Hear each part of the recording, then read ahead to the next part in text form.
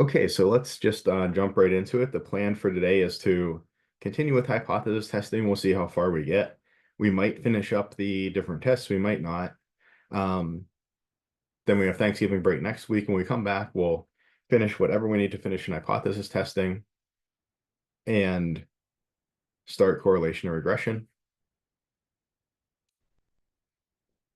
Continue with correlation regression, chi-squared goodness of fit test and test for independence, and ANOVA. So like I mentioned, these last three topics will be kind of overviews of these topics, not meant to go in depth into them, but just to give you enough of an understanding of the topics that you can use it as a jumping off point if you run into any of this material in future coursework.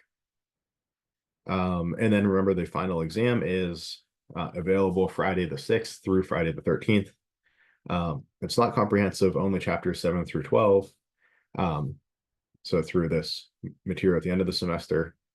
But I would recommend, planning to take the exam, say something like no later than Wednesday afternoon or evening. That way, if something goes wrong, you have kind of a full buffer day to get anything worked out.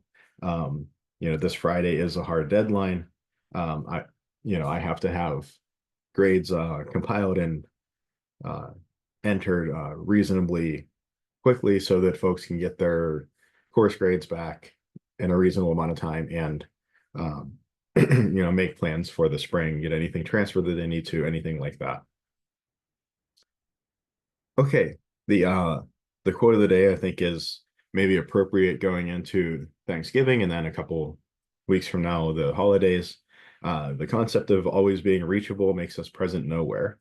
I can't remember if I had used this one before in this semester or not, but it seemed fitting for the time of year. So, sometimes it's good to disconnect, put the phone away, and be present with the folks that you are present with. So, and this is from Peter Arve, the co-founder of Prezi, the presentation software. So, all right, so into chapter 8. So we discussed last time that hypothesis testing, the challenge isn't so much new mathematics or new computations or anything like that. These are computations we've seen before. They look pretty similar to calculations we did maybe in chapter 6 when we're computing a p-value. It's just a normal distribution question, or maybe in chapter 7 confidence intervals. If we're looking for a rejection region, it looks a lot like a confidence interval. But really the challenge with hypothesis testing is, why are we doing what we're doing, right? What's the logic behind it? So just to kind of recap,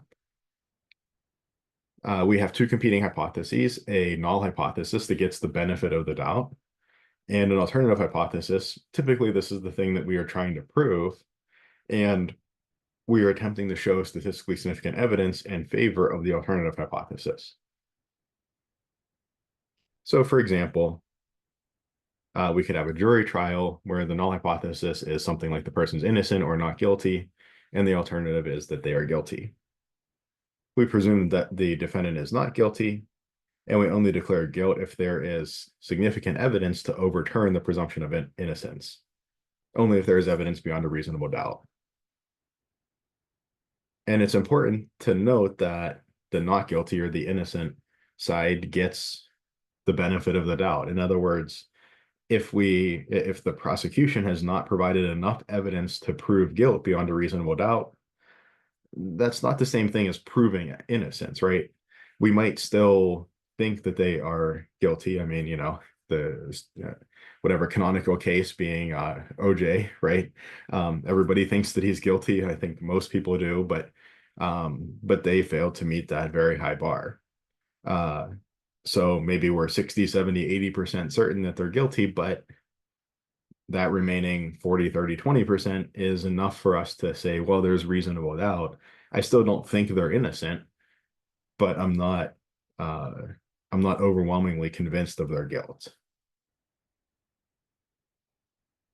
There are two ways that our test, our Jura trial or our hypothesis test, can make an error. A type 1 error, where we declare a not guilty person guilty, where we reject the null in favor of the alternative, But if we had perfect information, we would not have done that. So the type 1 error is rejecting a true null, or a type 2 error declaring a guilty person not guilty, failing to reject a false null. The type 1 error rate is what we control in the hypothesis test directly. We control alpha. Quite often, alpha is 5%. That's our significance level. We are willing to falsely reject the null 5% of the time, is what we're saying there. Other common error rates are 1% and 10% for alpha. Uh, there's nothing saying that you couldn't choose an alpha to be 2.734%. Just nobody does. There's also the type 2 error rate, beta. You might have noticed that we haven't really talked much about beta. And we said, well, there's a little bit of a seesaw effect. If I push alpha down, beta goes up, and if I increase alpha, beta goes down. So they trade off for, say the same sample size, same standard deviation, et cetera. But it turns out beta is kind of difficult to compute. We typically need to make some assumptions and then estimate beta on the basis of those assumptions. And that's something that's, a bit outside the scope of this course. We might discuss that a little bit in the future, but we're not going to go very in depth on that at all. But the type 2 error rate is called beta, and we call the power of the test 1 minus beta. So we would like a test to be high powered, to have a high power. In other words, we would like our test to be set up in such a way that if the null is false, we're going to be pretty good at detecting that and rejecting the null in favor of the alternative when the null is false. So I mentioned that practically speaking, often a study needs to be powered, so to speak. This means that, say, a medical research team might go to a statistician and say, hey, this is what I think, this is what I think is going on biologically. This is what I think my effect size is. This is what I think the variability is in the system. And the statistician will look at it and say, well, okay, I think you need about a sample size this large to have a good chance of detecting an effect that is there, to have a good chance at rejecting a truly false null. We don't want to just pick an enormous sample size. That might be nice in theory, but in practice, that's quite expensive. And we don't want to pick too small of a sample size and fail to reject the null when, if we only had a bit bigger of a sample, if our study was just a little more powerful, we'd have been able to detect it. Okay, so I mentioned that. And note that it's not obvious which of alpha or beta we want to decrease at the expense of the other. In a jury trial, we typically, at least in kind of Western cultures, we want a small alpha. We think that it's really bad to put an innocent person in jail, much worse than it is to let a guilty person go free. So we typically push alpha down.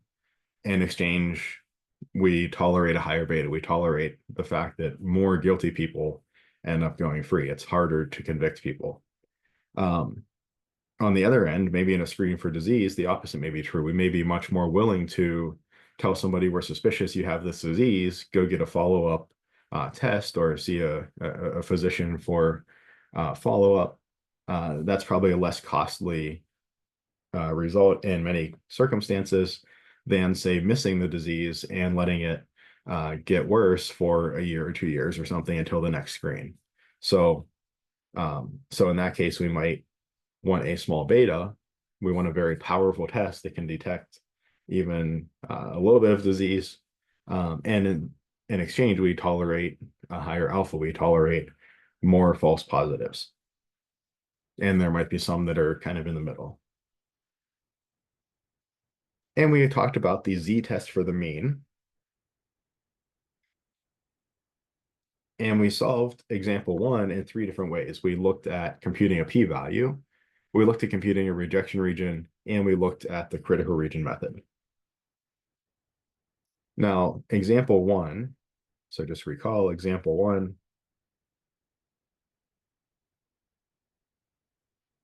was something like the null and the alternative mu is less than, I think it was 3262 if I remember right, and mu equals 3262. And this was a left tail test. It's a left tail test because X bar observed very far to the left. In other words, very small, as in closer to negative infinity, so to speak, is good evidence. But X bar observed very far to the right, very large, is bad evidence. Right? If we're trying to claim that the mean is less than something, the population mean, and we get a sample mean that's very large, that's bad evidence. But if we get a sample mean that's very small, very far to the left, that's good evidence. So it's a left tail test because our good evidence is only in one tail in the left tail. And we went through the example of solving that with the p-value method, the rejection range method, and the critical value method. Okay, let's take a look at example 2 here. So that was a recap of what we did last time. And example 2 is going to work somewhat similarly, but we're going to see there are a couple of nuances here. So here we have a quality control engineer working for a food company, and they're assessing a juice dispensing machine. The machine is supposed to fill bottles with a volume of 16 fluid ounces, and it's bad to overfill or underfill bottles, right? If we underfill bottles, we're cheating our customers, and so we don't want to do that. And even if we weren't super ethical, we probably wouldn't want to put a bunch of our containers out there with too little juice in them. You know, our competitors might measure their volume to see, you know, kind of keep eyes on us, or there's probably a government agency somewhere that, you know, whose job it is to make sure that they're not doing anything sketchy, and, you know, it might come to light. So for either of those reasons, preferably because we're an ethical company, we don't want to cheat our customers. So bad to underfill, but it's also bad to overfill our bottles. I mean, we don't want to be giving away free product either. If we say 16 fluid ounces and we give away 17 fluid ounces, we have money kind of flying out the door. So we don't want to go either direction too far. So if we take a sample from a machine and we see that there is strong evidence, if there's statistically significant evidence, that the true mean fill volume is no longer 16 fluid ounces, then the machine will be taken offline and recalibrated. And our question is, based on the following sample data, is there statistically significant evidence at the 5% level that the true mean fill volume is different from 16? And then what about at the 1 and 10% levels? So our question is the mean different from 16?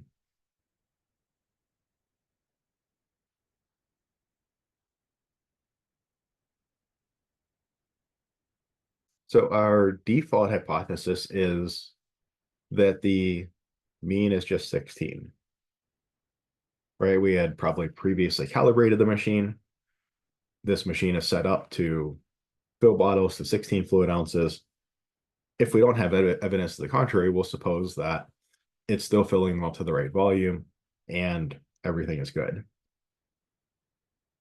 However, if I take a sample and I get an X bar observed that's very low, that would be evidence that the machine is underfilling bottles. That would be evidence that the true mean is no longer 16, and that would generate a rejection. On the other hand, if X bar observed was quite high, far to the right, that would be evidence we're overfilling bottles. That will be evidence that mu is no longer 16, but to the right. And that will be evidence that mu is different from 16 there as well. So mu being different from 16 is mu not equal to 16. And this is a two-tail test.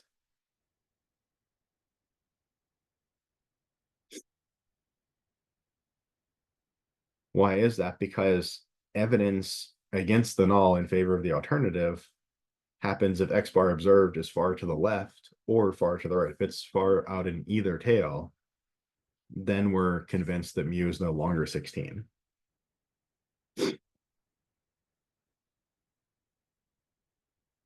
Okay, we have our sample. Sample of size 10, X bar observed 15.92. And we're assuming we know the standard deviation of 0.1. And X bar and sigma would be in fluid ounces. We are assuming normality here, so we can use all of our conclusions of central limit theorem and hypothesis test calculations that we used last time and all of that. And again, naively, we might look at this and say, oh, 15.92 isn't exactly 16.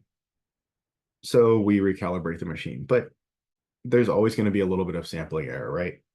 Maybe the mean is still 16, but I just happened to get a few bottles that had slightly less of a fill than they ought to have, and maybe a different sample would have had things balanced a little better, and we would have gotten an X bar observed right on 16. So is this 15.92, this deviation from 16, does it seem that it's likely due to sampling error, or does it seem that it's likely due to the mean actually having changed? That's what we're trying to determine here. If we think that it could reasonably be due to sampling error, we'll just stick with our null. But if we say, the chance that it's due to sampling error would be so low that it would be absurd to stick with the null, then I'll reject the null and switch to the alternative, conclude the mean is no longer 16, shut down the machine and recalibrate. Okay, so let's take a look at this one. So here I'm going to start by assuming H naught is true. It's always my first step before I do any calculations in hypothesis tests. So if H naught is true, the mean is 16.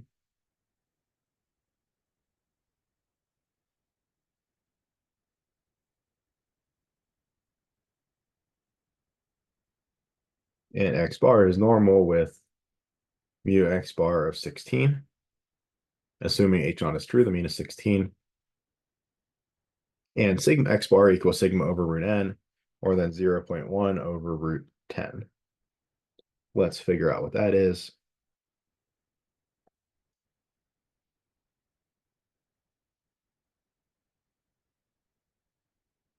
So that's about 0.032, let's say.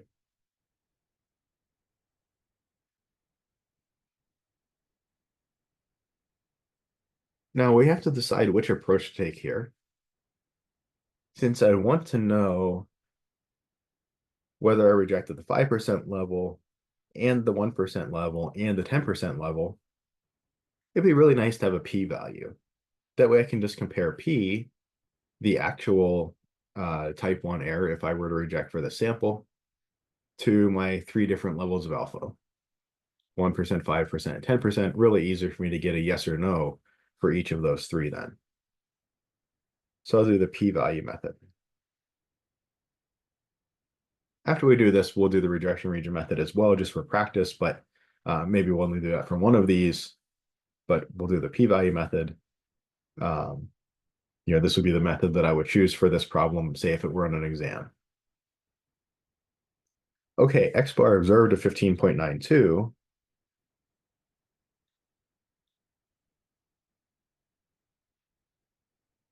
Is say here. And note that if I were to reject the null in favor of the alternative for 15.92, that's a certain distance away from 16. I'd also certainly reject for 15.91 or 15.9 or 15.00. Anywhere further to the left, I would reject. So if I reject for this sample, I would be rejecting a true null. I'd be making an error. This green area represents the error rate. If I were to reject for this sample, I'd reject for a more extreme sample on this side. But note that if I were to reject for 0.08 fluid ounces under on my X bar observed, if I was to reject when I was underfilling by 0.08 fluid ounces in my sample, I should also reject for 0.08 fluid ounces overfilling in my sample, right? I should have a mirror image over here.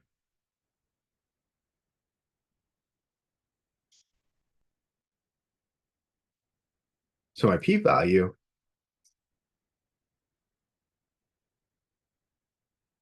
which we typically just call p,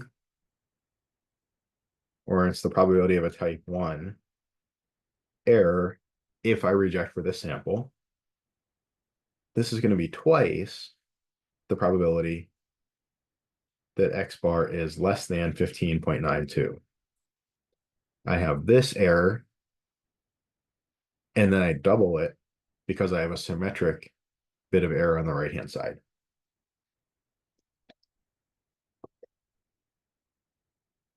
Right? If I was rejecting for 15.92 or below, I'd have equally strong evidence against the null in favor of the alternative if I were on the right side. Why didn't I do this up here? We didn't do this last time. Well, it was because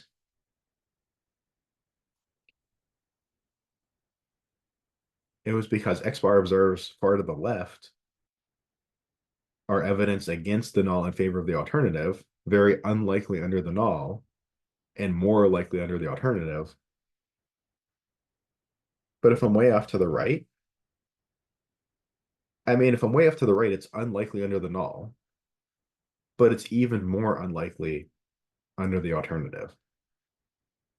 So that's why I didn't take this kind of symmetric region into account in the last example, because the evidence against the null and in favor of the alternative is only in one direction.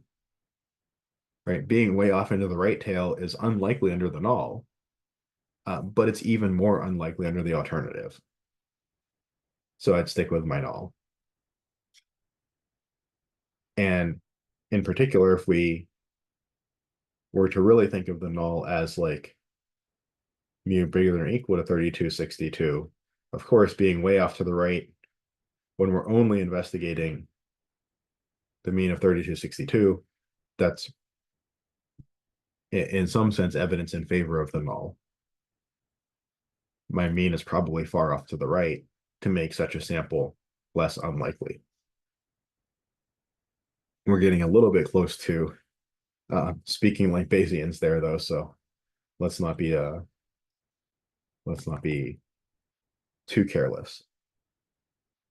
Okay, so the p-value is the probability that we make a type 1 error, that if I reject the null for this sample on the basis of this sample,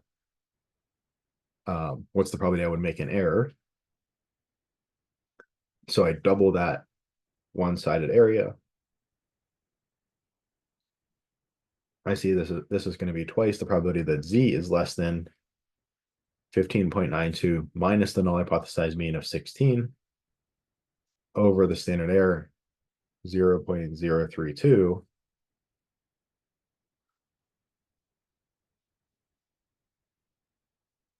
And what does this give me? 0.08 over 0.032, 2.5. So that's a negative 2.5. And we can look this up on a z table.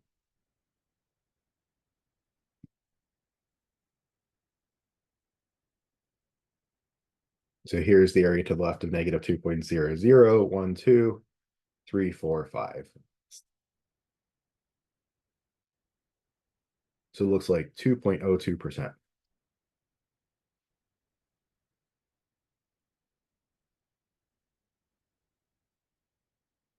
And we're going to double that to make 4.04%.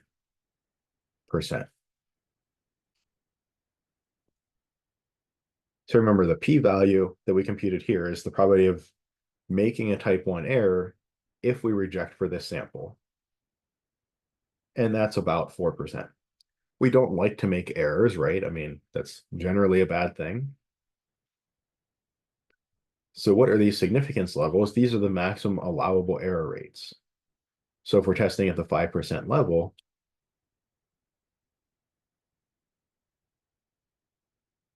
if alpha is 5%, I say that my p-value of 4.04%, my actual error rate, if I were to reject for this sample, is less than 5%, which is alpha, the maximum allowable error rate.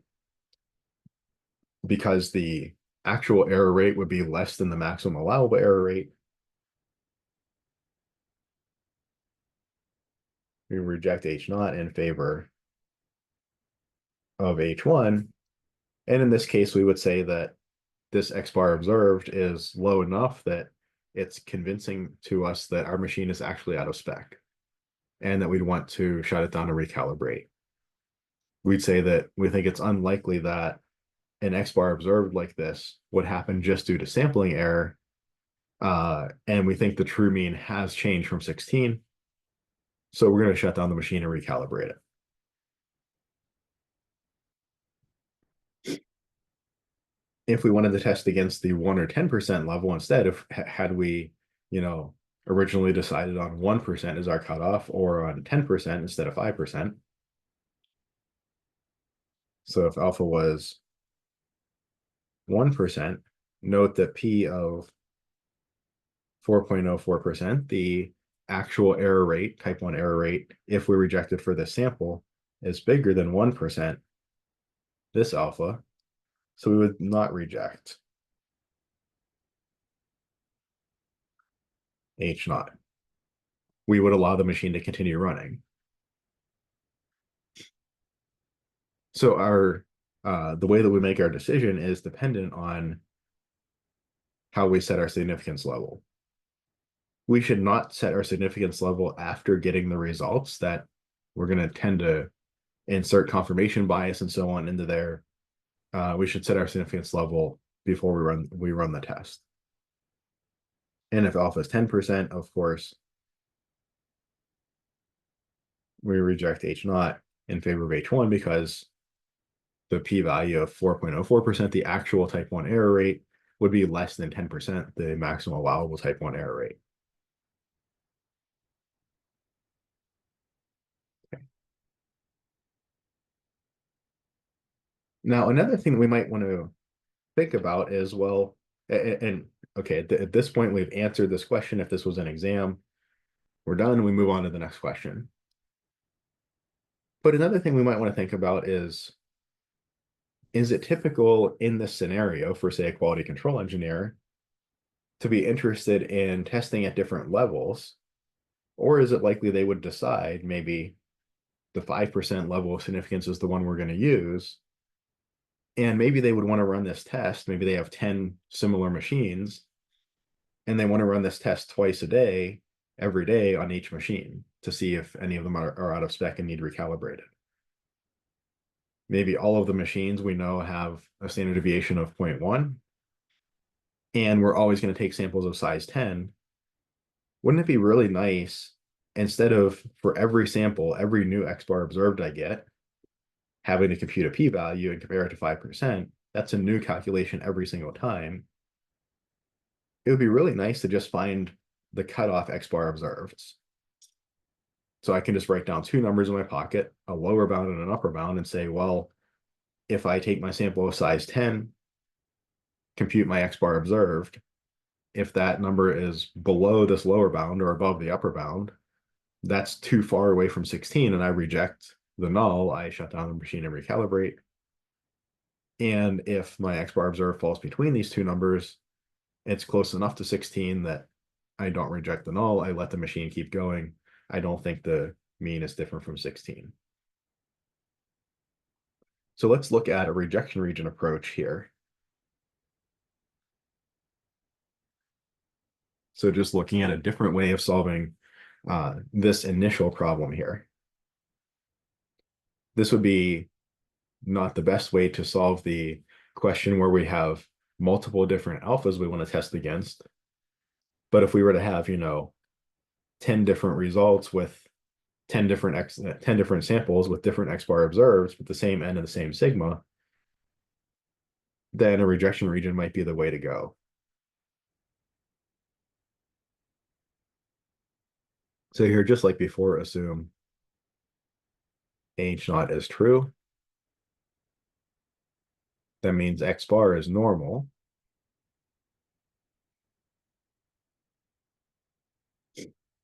With mu X bar of 16. And sigma X bar, what was that up here? 0.032.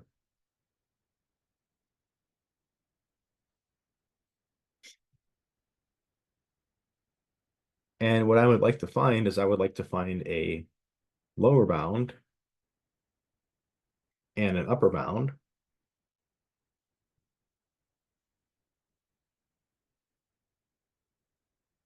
where, well, if alpha is 5%, where I have 5% total area between them. I know these are going to be symmetric because if I were to reject for some amount on one side of 16, I would reject for the same amount on the other side of 16. That's equally good evidence against the null in favor of the alternative. So I should have 2.5% area in the left tail, 2.5% area in the right tail. Hey, this looks a lot like a confidence interval, right? Like we said last time, very similar mathematics to a confidence interval. The main difference is a confidence interval is centered at X bar observed. And this kind of, whatever you want to call it, rejection region is centered in some sense at the null hypothesis mu of 16. So not quite the rejection region being centered there, but like the non-rejection region is centered at 16. So L and U then would be the mean, 16, minus or plus some Z number times the standard error, 0.032.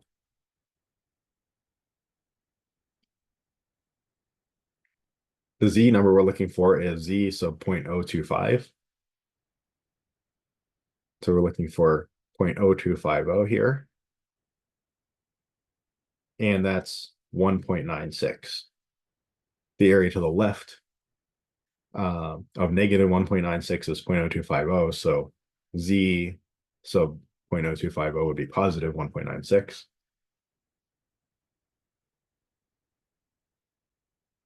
I can come over to my calculator and compute this. 16 minus 1.96 times 0.032. That gives me a rejection region of about 15.937. And I can do the same thing with a plus.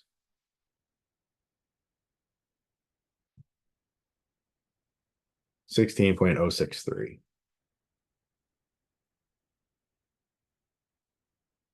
So as the quality control engineer, I could write these two numbers down, put them in my pocket, and then just look at the X bar observed. X bar observed at 15.92.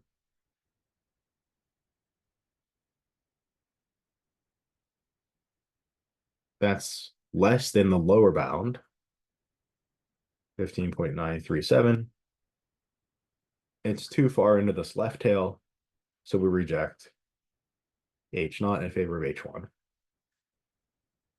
If I went to the next machine and got a sample, again, same setup with the sampling and all that, went to the next machine, got a sample, and it was 16.01. That falls in between these two in the middle. That's close enough to 16. I do not reject. If I go to another machine, get a X bar observed of 16.09. That's above the upper bound. That's too far into the right tail. I reject, recalibrate that machine, right? So if we have a lot of samples that are all under the same setup and a bunch of different X bar observed, maybe having a rejection region is the nice way to go. I can just compare one number against another number. I don't have to do any other computations. If I have a bunch of alphas that I want to test against, say the 1, 5, and 10% levels, maybe getting a p-value is best because then I can compare that pretty quickly. Right? If I wanted to, so I got the answer that I rejected at the 5% level from the rejection region. If I wanted to ask, can I reject at the 1% level, I would have to do another rejection region calculation. I'd have to change my Z here to reflect a different alpha, a different error rate. Any questions on this?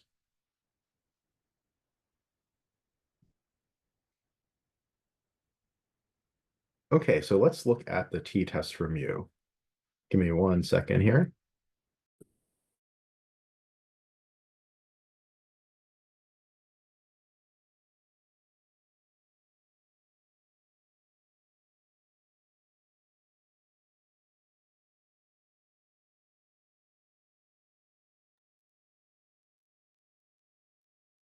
Okay. Okay, so moving on to the t-test from you. A city would like to advertise that the national average or that the average commute time to work in their city is less than the national average. The national average commute time to work is reported to be 25.4 minutes. The city takes a sample of size 25, computes X bar observed of 22.1, and sample standard deviation, 5.3 minutes. We assume that commute times to work are normally distributed, and at the 10% level of significance, can the city make the claim? So just like in confidence intervals, when we go from having sigma to estimating sigma by S, we go from using the Z the Z distribution to using the T distribution.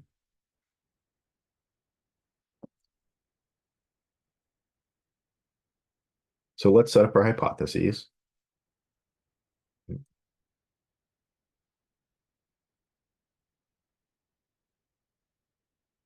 We are trying to provide statistically significant evidence that the commute time in our city, the average commute time in our city is less than 25.4. That's what we're trying to show evidence in favor of. That's the alternative. The null is going to be mu equals 25.4. And this kind of encompasses all of the mu's bigger than or equal to 25.4.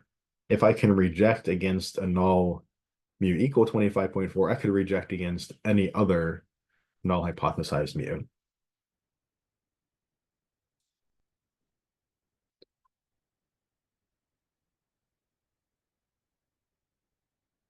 So I assume H naught is true. And well, here, like, X bar is kind of like a T distribution. I guess really like X bar minus null hypothesized mean 25.4 over S 5.3 over root n over root 25. That's actually a T distribution, but this is like kind of a T distribution. It's a T distribution once I standardize it. But I don't have a nice T table like this one where I can compute probabilities really easily. It turns out I can kind of hack the actual T table a little bit and get a little information about probabilities, but at least at first glance, should I use the p-value method here? No, because to use the p-value method, I need to look up something like probability z less than number, or down here it'll be like probability t less than number. I need, probability t less than number, and that's the kind of information I can get off my z table, but not off my t table. I can hack this t table a little bit, and we'll maybe look at that a little bit later, but at least that's not the information that the t table readily gives me. The t table readily gives me information about t indices related to specific areas or probabilities and related to specific t distributions. So maybe something like a rejection region method would be better here.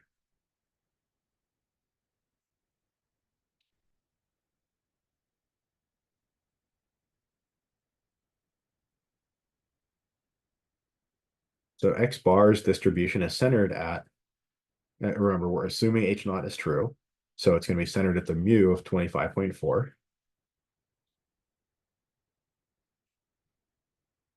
I note that this is a one-tail test.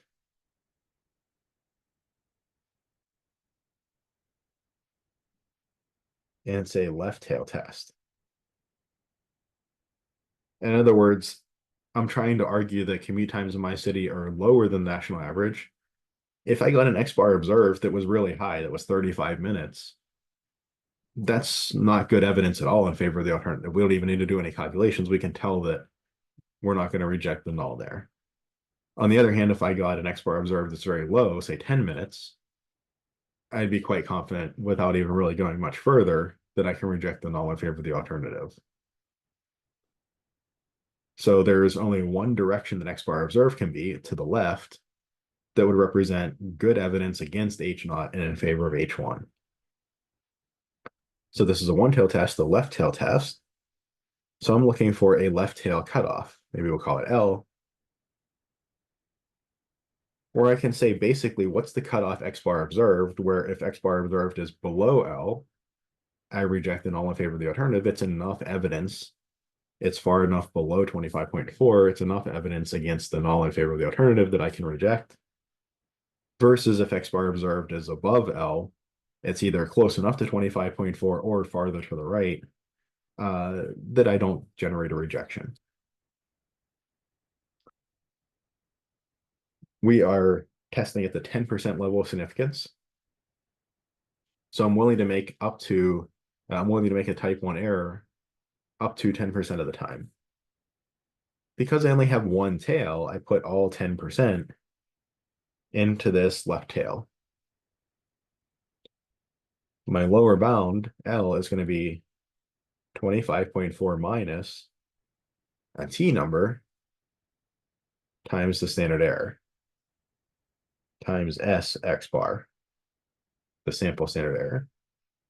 Well, S X bar is my sample standard deviation 5.3, which I can't quite select here, but my sample standard deviation 5.3, and my sample size is 25. So this is 5.3 over root 25. And what is my relevant t index? Well, my degrees of freedom, 25 minus 1 is 24. That tells me which row I'm going to be working in. And then which column I'm going to be working in is related to my area. I see I have a one tail area, 10%.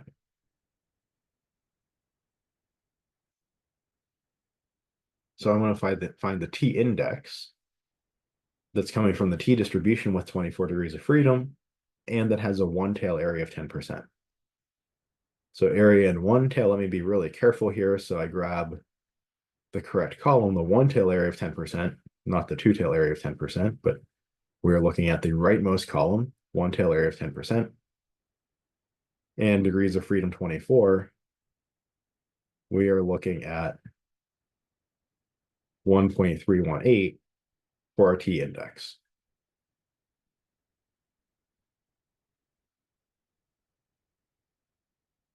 That's from our t distribution with 24 degrees of freedom and one tail area 10%. I can plug this into the calculator. 25.4 minus 1.318 times 5.3 over, square root of 25 is just 5. And that gives me 24 pretty much right on the nose. My decision criterion now is if X bar observed is less than 24,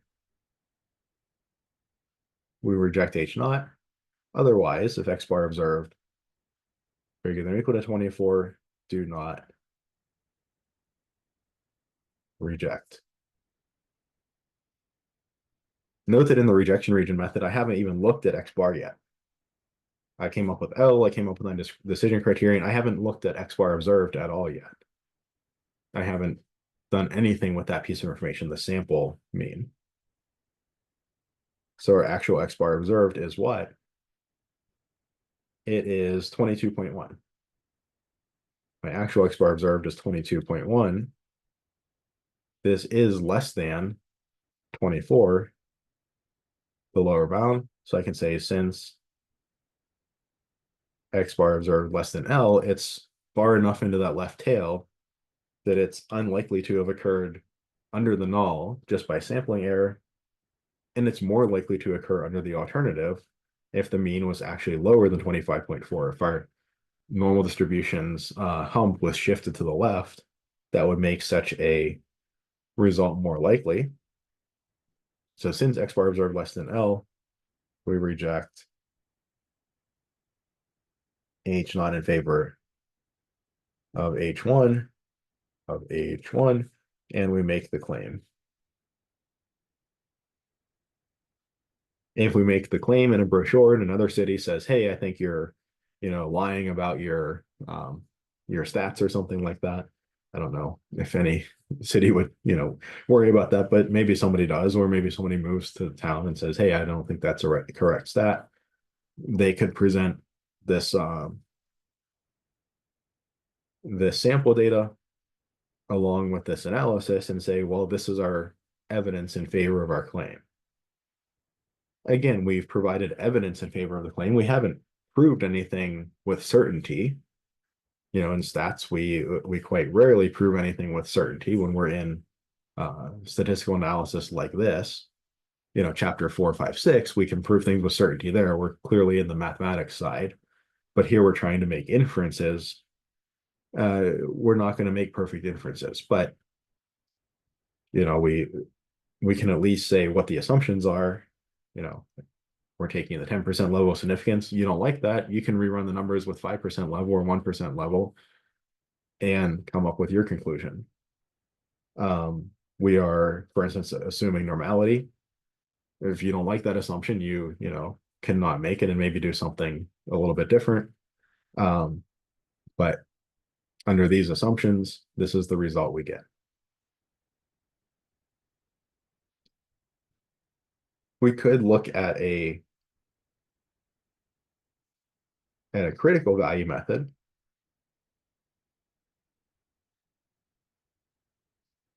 And here we would have a T critical.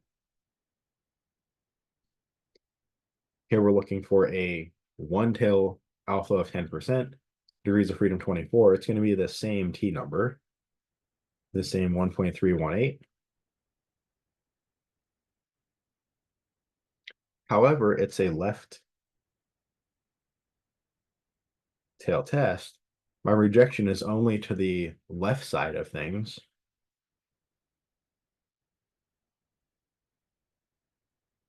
So my T critical should be a negative number. My T table gives me areas to the right, but I really want an area to the left. This kind of minus sign here kind of goes with that 1.318 in this lower bound, this rejection region calculation. So T critical would be negative 1.318. My T observed would be like the standardized number. It would be X bar observed, 22.1, minus the null hypothesized mean, 25.4, over the standard error, over 5.3 over root 25.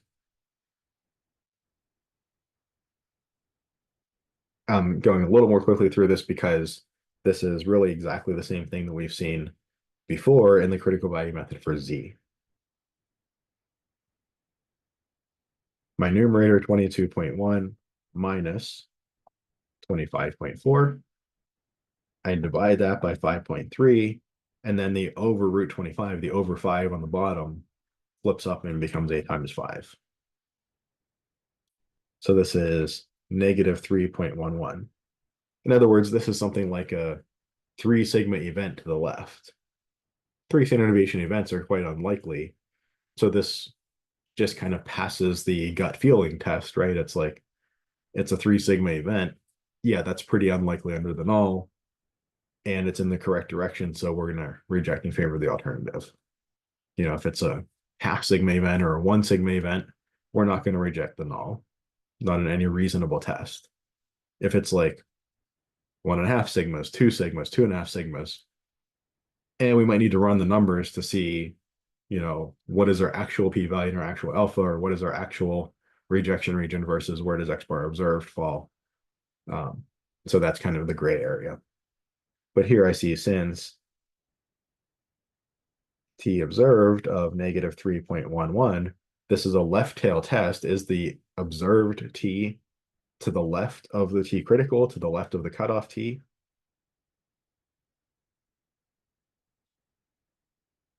Yes, it is. it's my observed t from the actual data is farther to the left than my cutoff, we reject H naught in favor of H1.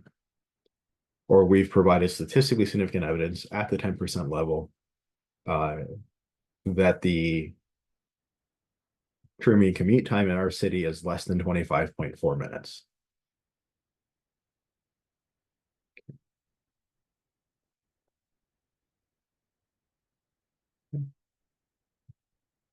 All right, let's take a look at another example. So example 2 here, the college believes that their students sleep on average at least 7 hours per night. The college takes a sample of 10 students. Oh, and I always forget to change this. The college takes a sample of 10 students and finds a mean sleep time of 6.64 hours and a sample standard deviation of sleep times of 1.08 hours. We assume the sleep times are normally distributed. At the 1% level, can we make the claim? So what are our hypotheses?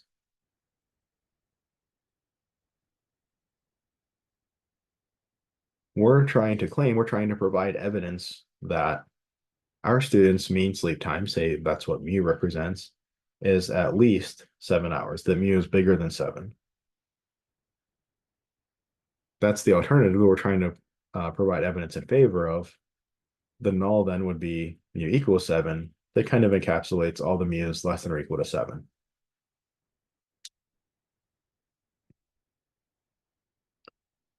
Now, if we did a study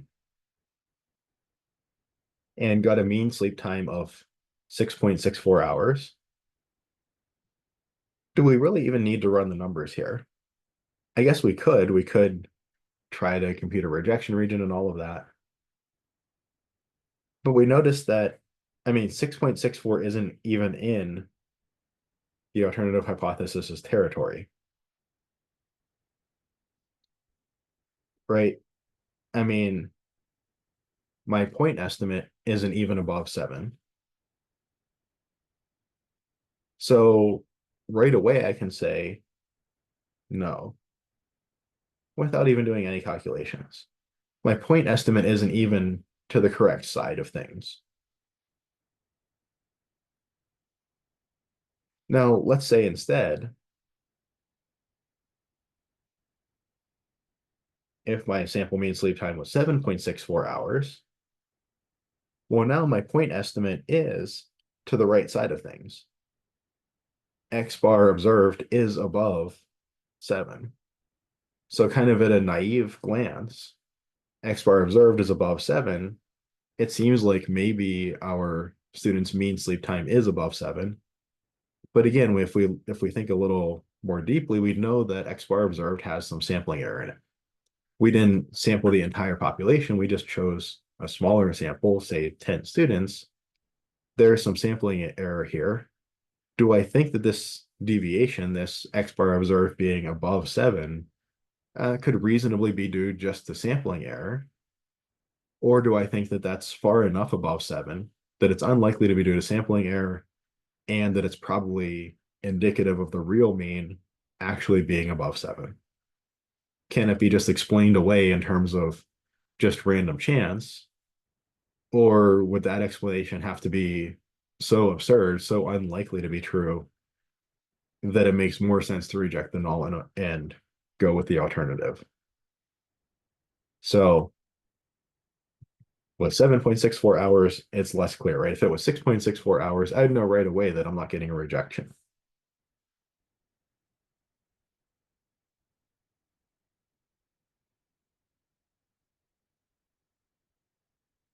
Like before, we always assume H naught is true before we make any calculations.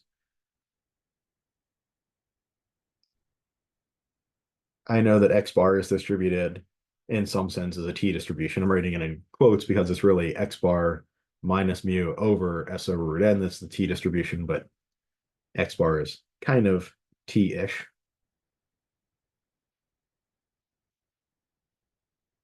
It is centered at a mean of 7. Remember, we assumed H naught is true, so mu is 7. And I note that this is a right tail test. So this is a single tail test, a right tail test. And maybe I'll go with the rejection region approach here as well. Again, in the T distribution, I don't have a lot of density in the, probability side of things. There's not a lot of areas that I have information about versus in the normal distribution, there's a whole bunch of areas that I have information about, right? I can get my p-value down to a really granular level. Here, I'm going to look at this more like a confidence interval. So I know that X bar observes far to the right, very high X bar observes would be good evidence against the null in favor of the alternative, but X bar observes far to the left, like 6.64, very poor evidence. So I'm going to set up an upper bound with a rejection region to the right. We are testing at the 1% level. Since this is a one-tail test, I'm putting that entire error rate of 1% into the right tail. So basically, I want to find the 99th percentile of this distribution. If X bar observed is at or above the 99th percentile of the distribution of X bar, then I get a rejection. My upper bound is going to be the center point of my distribution, 7, plus a T number times the standard error. What's the standard error? It's the sample standard deviation, 1.08 over root n or over root 10. And what is my T number? It has a one tail area of 1%, and it has degrees of freedom 10 minus 1 or 9. So I come over to my T table. I'm looking for a one tail area of 1%. Be careful that you don't grab the two tail area 1%, one tail area 1. And I'm looking for degrees of freedom 9, right? Yeah. This gives me 2.821.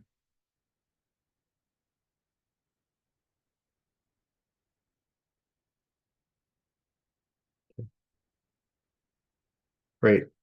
Like I've said a couple of times now, the math, this should all look familiar. This is just kind of a one-sided confidence interval.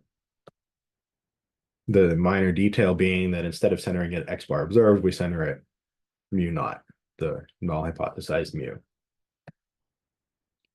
So 7 plus 2.821 times 1.08 over root 10. Root 10, yeah, looks good. So that is 7.96.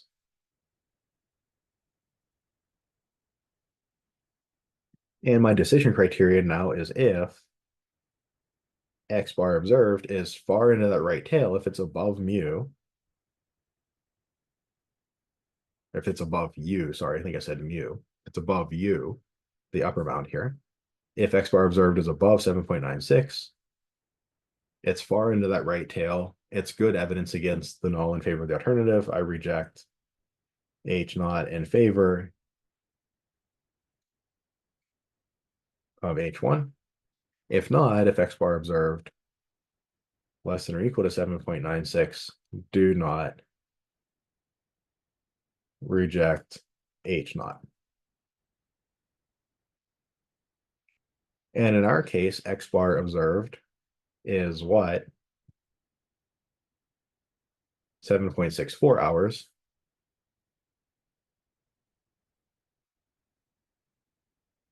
Which is not bigger than 7.96. It's not in the rejection region. It's less than or equal to 7.96. Do not reject H naught. So we fail to reject the null. We cannot make the claim, cannot conclude that our students get more than 7 hours of sleep on average. We cannot conclude that. We would not want to make that claim, say in marketing materials or whatever it may be. We might be interested. So we were not able to generate a rejection at the 1% level. This implies that the p-value is bigger than, if I can write a bigger than symbol, there we go, 1%, right? The actual error rate, if we were to reject under this sample, is bigger than the maximum allowable error rate. There's a parity between these different techniques, the p-value method, the rejection region method, the critical value method. So because I could not reject under the rejection region method, I know that my p-value at the 1% level, I know that my p-value has to be bigger than 1%. I might be interested in asking, is my p-value bigger than 5%? Could I reject at the 5% level? Now, as an aside, a experimental design issue and kind of an ethics issue as well. I don't want to say, okay, I was gunning for the 1% level and I didn't get a rejection there. Can I like salvage it and get a rejection at the 5% level? And then like say, yeah, I can make the conclusion at the 5% level. That's something called p hacking. And that's generally a bad practice to do. It's kind of both unethical because you're in a sense lying about your experiment. You designed the experiment with 1% in mind. And then when it didn't go your way, you kind of like start changing things around until it kind of does go your way. That's kind of unethical, in the first place, and also just bad stats. Because if you're saying I'm going to do this, and if it doesn't work, I'm going to reflexively do this other thing, that changes the meaning of, say, rejecting at the 5% level or the 1% level or whatever. It changes the meaning of what you're doing, how likely it is that you're going to get some result. Another way that this can be done that's also unethical and bad stats, probably worse stats than just evaluating at different p's, is to say, I took a sample of size, what is it, 10? Yeah, I took a sample of size 10. I wasn't able to reject it 1%. Let me expand it and survey 5 more people. Now I have a total sample of 15. Can I reject it 1% now? No, still can't. Okay, take 5 more people. Now I have a sample of size 20. Can I reject it 1% now, right? Essentially, what you're doing then is you're fishing for the sampling error to at some point just kind of move your way a little bit, just enough that you can get that p-value. So that's another p hacking issue. That's very, very bad practice. But so what we're doing here is just an intellectual, curiosity. It's a teaching point. We're saying, okay, we couldn't reject at the 1% level. I wonder what p is, what the p-value is. So what's the p-value? Well, I can't get a p-value directly. I can't go over to my t-table and find something like probability that t is less than 2 or whatever is this number. What could I do though? If I look at critical values, I can find a t critical. What is t critical? It's x bar observed. It is 7.64 minus the null hypothesized value of mu minus 7 over the standard error s over root n over 1.8 over root 10, 1.08 over root 10. So this gives me t critical. So what's this? 0.64 over 1.08 times root 10. And that gives me 1.87. So this is a 1.87 sigma event. Now I saw that my t, let's call it t 0.01, was 2.821. This is a right tail test. I would reject if t critical is bigger than Oh, I got my names mixed up here. This is not T critical, this is T observed. T observed. And this is my T critical. Started going one direction and then changed my mind and wrote the wrong thing. So my T observed is 1.87. That's my sample mean, 7.64 hours. Under the null would be a 1.87 or about a 2 sigma event, a 2 standard deviation event under the null. My T critical at the 1% level is 2.821. 1.87 is not bigger than 2.821, so I won't reject at the 1% level. But what I actually can do is I can look at my T distribution with 9 degrees of freedom, and I can say 1.87 falls between, so that T index falls between which of these two T indices? What's not between 3.25 and 2.8 or between 2.8 and 2.2, but it is between 2.26 and 1.833. So 1.87 is between 1.833 and 2.262.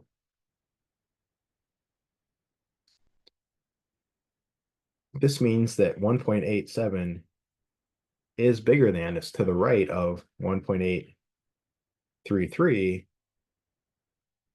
but it's not to the right of 2.262. So I can reject here, but I cannot reject here.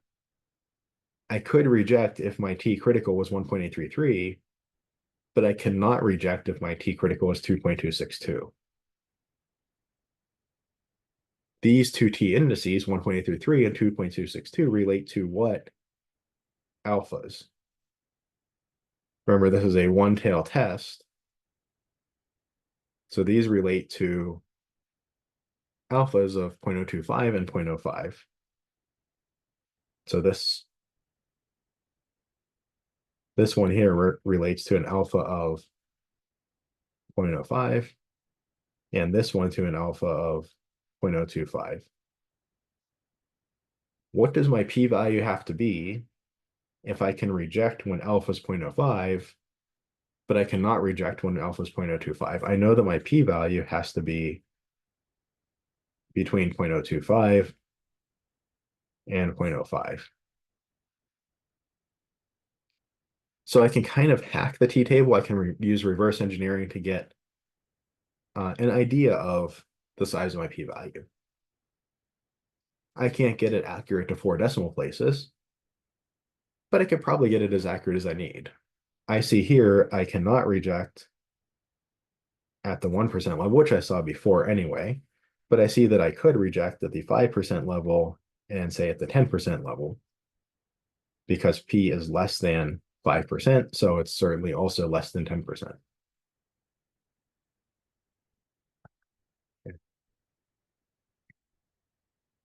Any questions on that?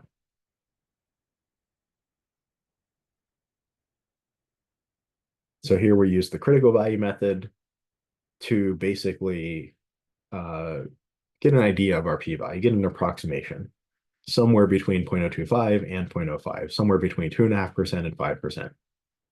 If we were to reject for this sample, we'd make a type 1 error 2.5 to 5% of the time. That's too high of an error rate to be able to reject when our significance level is 1%, when our maximum allowable error rate is 1%, but it's not too high an error rate if we had chosen 5 or 10% instead.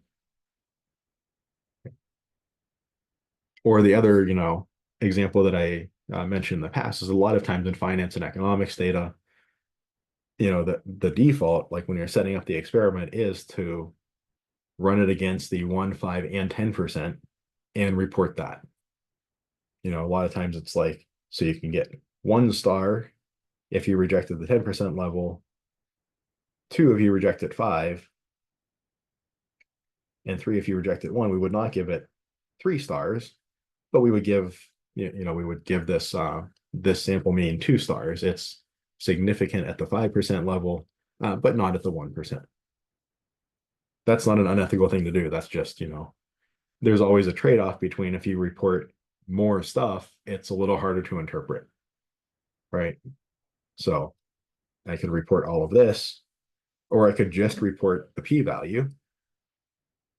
I could go to a statistics package, Excel or R or Stata or something like that, and I could have it compute the p-value for me. It could do the equivalent of this computation because it can just take a look at the PDF for different t value or different t distributions and come up with probabilities related to that PDF. We're working off tables because it's a little more straightforward to kind of see how everything gets put together. So we're using a little bit less on the tech side, but we could have something like Excel crank out a number for us for a p-value, and we could report that too in a paper. Any questions on the t-test for mu? So nice thing about hypothesis testing, I mean, I don't think any of these calculations really take us by surprise. This looks like a confidence interval. This looks like the same kind of central limit theorem type idea, the type calculation that we've done a whole bunch of times. Have to go up a little further, but this looks just like a regular old normal distribution probability question, right? None of these calculations should really take us by surprise. The question is, why am I interested in this number?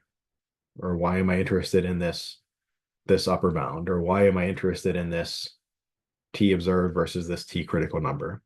And that's really the logic of the hypothesis test. That's the challenging thing.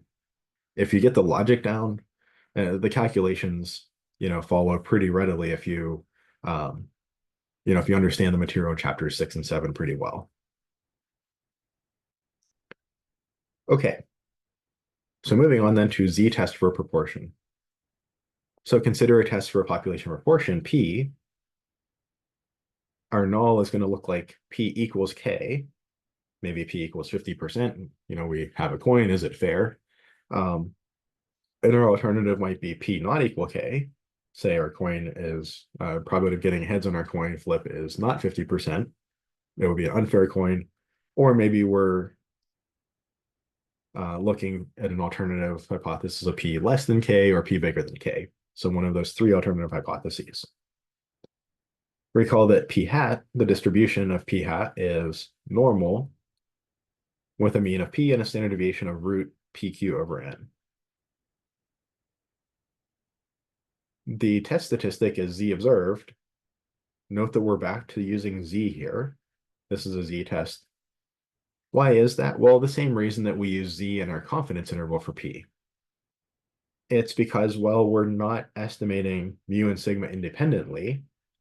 If I knew that p hat observed was exactly, it fell exactly right on p, the population proportion, then sigma would be exactly right as well. We're really only estimating one thing. We're estimating p by p hat, and all of this other stuff in sigma is either n, which is known for sure, or it's p times 1 minus p, which is just dependent on that one thing we're estimating p by p hat.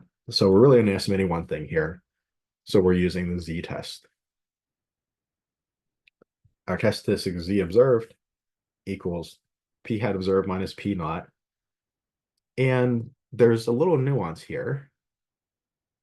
When we're computing a z observed, we're saying, assuming h naught is true. So I put my null hypothesized value of p here. I guess I could call it k if I wanted to, but just the p under the null. It's also going here as well in the standard error. So we have to be a little bit careful. If we think of this too much like confidence intervals, right, we might put square root of p hat q hat. That's what it kind of looked like in confidence intervals. But here we have square root of pq, right?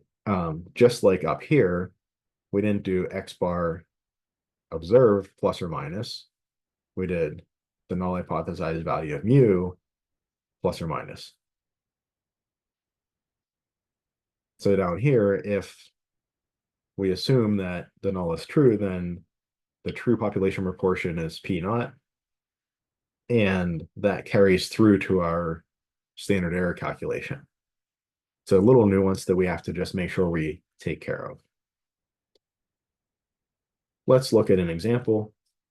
Suppose we'd like to test whether a coin is fair, that is, whether the probability of getting heads on a given flip is 50% at the 5% level of significance. So let's let P be the actual probability of head. And we don't know the actual probability. So we have P hat observed. We flip the coin 30 times and get 21 heads. That's the number of successes, the number of times I ended up in the event. The number of heads is 21 over the number of trials, 30. Or that is 70%, let's call it 0.7. My hypotheses, can we conclude the coin is unfair? So my null is P equals 0.5.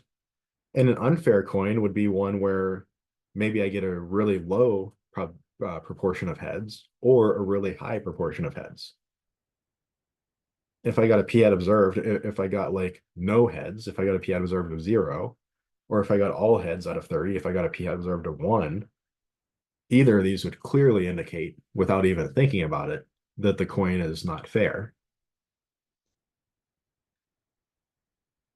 So my alternative is P not equal to 0.5. This is a two-tail test. P hat observed either really low or really high would be indicative of an unfair coin. P hat observed close enough to 0.5, we would stick with our null hypothesis that it's a fair coin.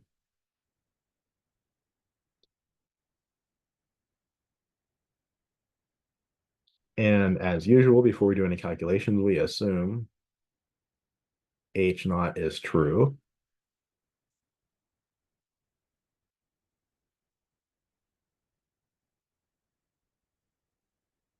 I have a distribution of the random variable P hat. By the central limit theorem, it's approximately normal. It is going to be centered at, remember, we assumed H naught is true, so it's centered at a mean of 0.5.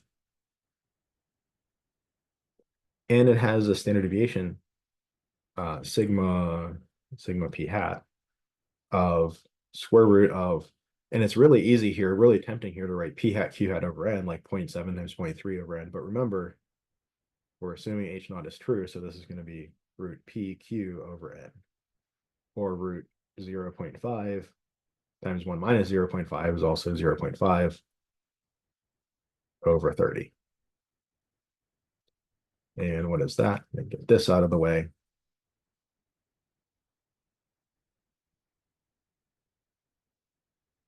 Let's come over here and figure out what the standard error is. Square root of 0.5 times 0.5 over 30. I guess I could have just done 0.5 over root 30. That's 0.091.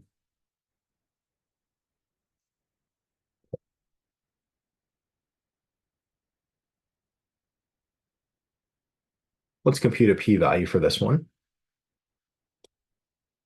So my p hat observed is 0.7. It's somewhere off to the right here. If I were to reject the null for a p hat observed of 0.7, I'd also reject for 0.8 or 0.9, anywhere further to the right, right? That would be even stronger evidence against the null and in favor of the alternative. But remember, don't forget this is a two-tail test. So if I were to reject for 0.2 units above 0.5, if I were to say that's enough evidence against the null in favor of the alternative to generate a rejection, I should also reject for 0.2 units below. So what would this be? 0.3 or below. So what's my p-value? Here, I'm not going to call my p-value p because I've already got 1,000 p's running around. I'm just going to call it p-value every time I talk about it. My p-value is, well, it's the area to the right of 0.7, probability that p hat, the random variable, is bigger than 0.7.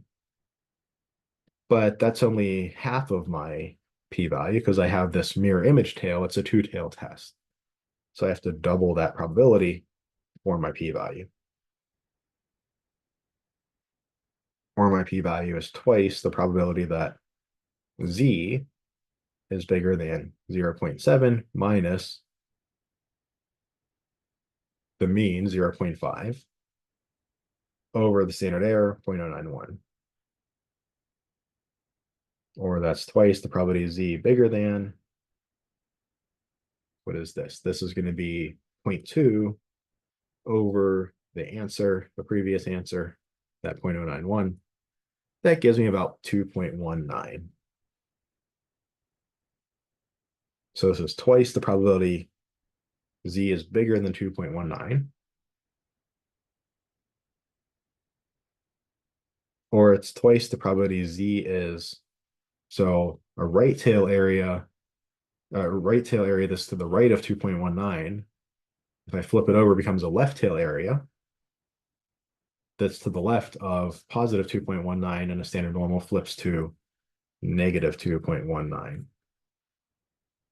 If you don't see where that came from, write out the picture of the distributions and do the symmetry process and all of that with pictures. That is very helpful, but this is what you should end up getting. And we can come over here to our normal table. I guess I don't need the chi-square table. I don't know why I opened that up. We can come over here to our normal table. We're looking for the area to the left of negative 2.1, 2.19. That's 0.0143.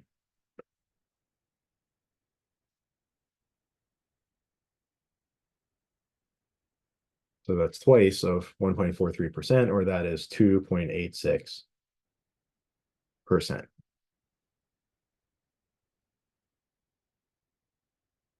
We are testing at the 5% level. And here I can say, since my p-value 2.86%, that would be my actual type 1 error rate if I were to reject for this sample. That is less than 5%. Alpha, my maximum allowable type 1 error rate to generate a rejection. Since my actual error rate would be less than the max allowable, I reject H naught in favor of H1, and I conclude the coin is unfair.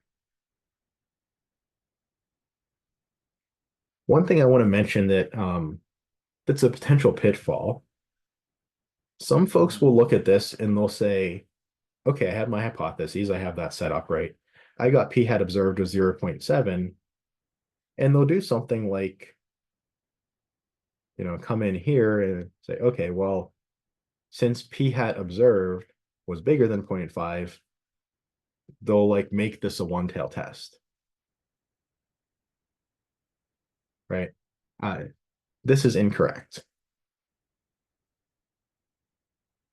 So we don't want to say like, this is just our p-value, or that if we're making a rejection region, we only consider a rejection region to the right now because p hat observed was 0.7.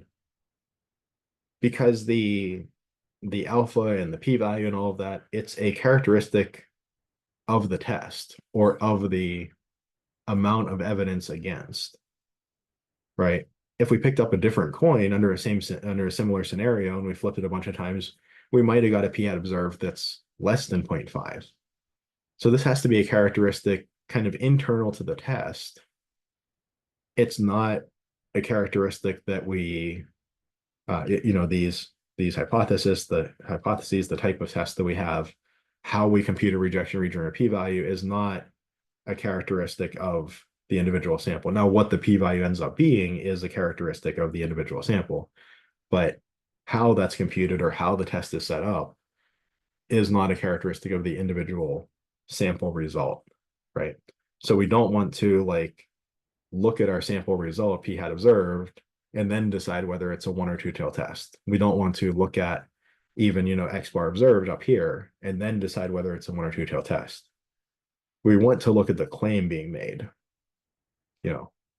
We want to claim that our students sleep at least 7 hours per night. That's a 1 tail test because it's pointing to the right. We want to know, can we conclude the coin is unfair? A coin can be unfair in either direction, left or right. That's a 2 tail test, right? It's a characteristic of the claim we're making and of the test, whether it's 1 or 2 tail, whether its rejection region is one-sided or two-sided, whether the p-value kind of is double the probability or just the probability. That's a characteristic of the test. We don't want to look at our observed sample statistic, p hat observed or x bar observed, and somehow change the characteristics of the test on the basis of that sample. So I just wanted to note that. I don't think it's a super common mistake, but it's common enough that I've seen it quite a bit in the past and had students ask me about it. So I think it's worth just noting that. Well, let me undo all of this so that we don't have wrong stuff here. All right, there we go. So this is a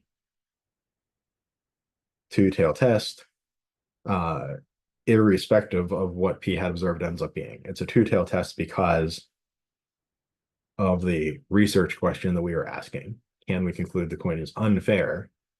Now, if we ask, can we conclude that that the probability of heads or the heads is more likely than tails, that would be a one-sided test because that would be a different research question. Can we conclude that heads is more likely than tails? If we got 1 head on 30 flips, then the answer is still no. Right, that's a very different question though. Any questions on any of this?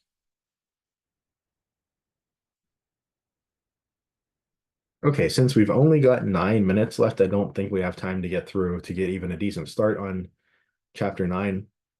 We are only looking at a selection from chapter 9. I might even, no, I won't. We'll go through this. This is important enough to go through. I was going to say I might cut it, but it's, if anything, we'll cut a bit out of the presentation on the pitfalls. So we'll go through some of this chapter 9 material next time. But as I mentioned before, we're not going through all of chapter 9. So if you're reading ahead, don't read all of chapter 9. We're really only looking at kind of this z interval and z test for mu when sigma is known. So we're only looking at the scenario where basically the confidence interval and hypothesis test setup look very similar to the setup that we've already experienced, with just kind of a slightly different point estimate and a slightly different standard error. The point estimate and standard error look more complicated, but it's a very similar idea, right? A point estimate plus or minus z interval times or z index times standard error. And when sigma is unknown, we just use t instead of z, and we just take this conservative degrees of freedom to be the min of the degrees of freedom between the two populations. So, or between the two samples. So we'll talk more about that next time. But if you're reading ahead, don't read ahead through all of chapter 9, just through this simple scenario here. Testing for difference between two means is another one of these topics that we're going to scratch the surface of, but we're not going to go in depth on it. So basically, after today's class, when we come back from Thanksgiving break, we'll have 3 class meetings, Monday, Wednesday, and then the following Monday. And we'll talk about this last kind of motley assortment of topics where we're just scratching the surface of a bunch of different things, and hopefully giving you a little bit of grounding that you can use as a jumping off point if you encounter any of these in future coursework, or if you want to study them independently. Okay, let me stop the recording.